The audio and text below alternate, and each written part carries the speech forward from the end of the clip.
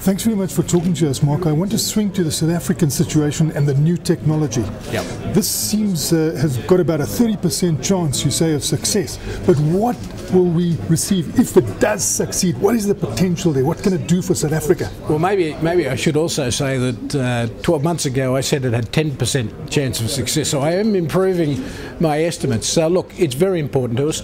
And whilst it might not take us back to number one or turn those major trends around, I think it has the potential to arrest the current declining trends and on a long-term basis create employment that would otherwise not be there. So absolutely important for safety and long-term productivity, and ultimately making sure that we've still got a viable gold industry in 20 to 30 years' time. So I think it's absolutely critical, and that's why it's such an important part of our portfolio in terms of looking for new ideas to be productive and successful.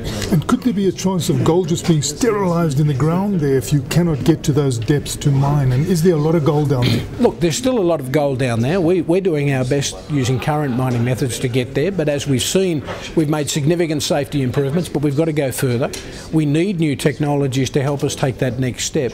So I think it's critical in terms of safety and longer term productivity. If we can't do it this way at 5,000 metres, then I think it becomes pretty problematic. But we believe it's possible.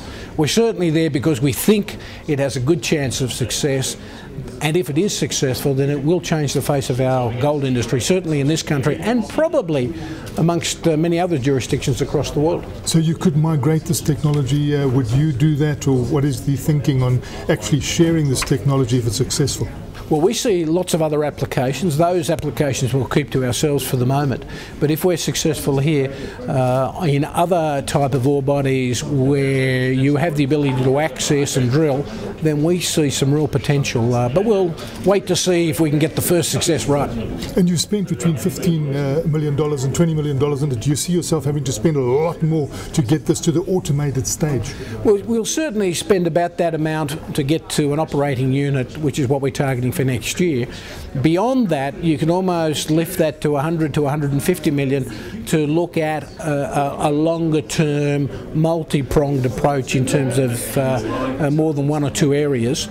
And then beyond that, if we see that this will literally be the primary extraction method for the whole mine, then you're talking about investing in a new mine, because this is really something special, and we access another 70 million ounces that would not have otherwise been developed. So big story, potentially big story. In the meantime, you are spending capex in South Africa. You've got things going at Cutifani and Moab and Mponeng. Could you just give us a word on the amount of capex you're spending, what you're doing it on? We are still a heavy investor in South Africa, and whilst we've obviously building a number of projects around the world, we have committed over $1 billion between Moab and Mponeng over the next few years in developing those operations. And let me give you a couple of facts.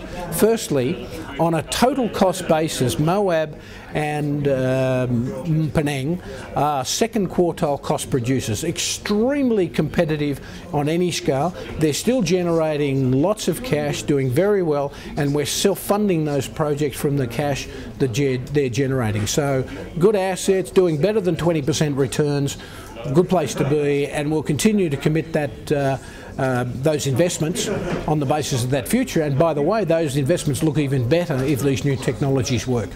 And swinging also to your position in the Chamber of Mines, if you could put that hat on, and possibly also AngloGold CEO-ship, can you tell us about engagement with the South African government at the moment? How is it going? You've called for it. Is it happening? I think so. I think we've started a good conversation, or a constructive conversation with the DMR around the MIG debt process, the unions and others involved in those processes.